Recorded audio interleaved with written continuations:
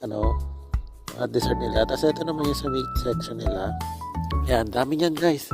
Pwede kayo mamili. Merong seafood, may chicken, may beef, may pork. Tapos ito yung mga sausawan nila na pwede mo, ikaw pwede gumawa, ikaw na bahala. Tapos ito yung mga ano nila, mga gulay nila guys. Ayan.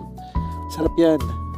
Testingin nyo guys. Ayan. Punta kayo dito. Tapos ayan, ito ay ang mga dim sum nila.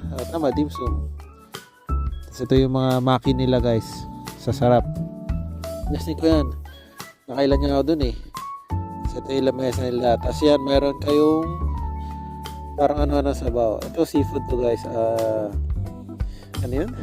Squid. Squid star. Nakalimutan ko na. Pero yan, ito naman yung mga maki guys. Ayan, ang sarap. Grabe. Ito, alam ko maki rin yun eh. Sorry guys, hindi ko masyado maalala. Pero yun, punta